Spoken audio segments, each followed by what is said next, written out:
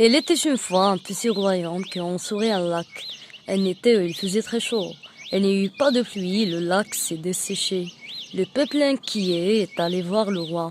Il n'a pas plu depuis si longtemps. Nos champs sont desséchés. Lui ont dit les fermiers, il n'y a pas de poissons. Comment va-t-on gagner notre vie? Ont demandé les pêcheurs. Sauvez-nous du désastre, bon roi. Ont supplié les femmes tandis que les enfants pleuraient de soif. Le roi a envoyé ses 4 généraux chercher de l'eau dans toutes les directions. Le premier général est allé vers l'est en direction du soleil levant, le second vers le sud vers la poussière et la chaleur, le troisième vers l'ouest où le soleil se couchait, le quatrième a suivi l'étoile polaire. Ils ont cherché nuit et jour et nuit, en bas et en haut. Ils ont cherché partout, mais en vain 3 des généraux sont rentrés les mains vides. Mais le général qui était allé au nord déterminé à ne pas décevoir son roi est arrivé finalement à un village de montagne glaciale.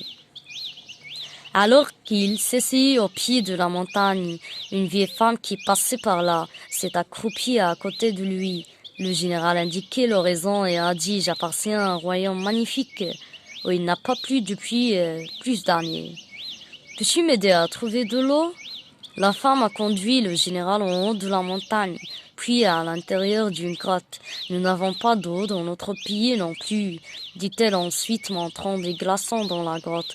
Elle a ajouté en aperçu de la glace. « Pourtant, ton royaume n'aura plus jamais soif. » Le général en a brisé un énorme morceau, l'a chargé dans sa charrette et s'est dépêché de rentrer chez lui.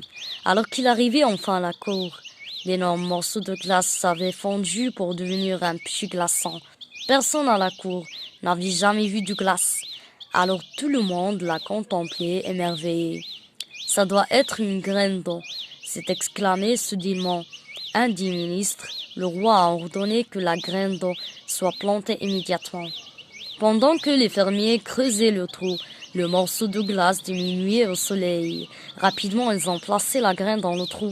Mais avant qu'ils ne puissions la recouvrir, elle avait disparu.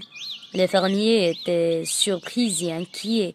Pendant la nuit, ils ont creusé la terre de plus en plus profondément à la recherche de la graine mystérieuse.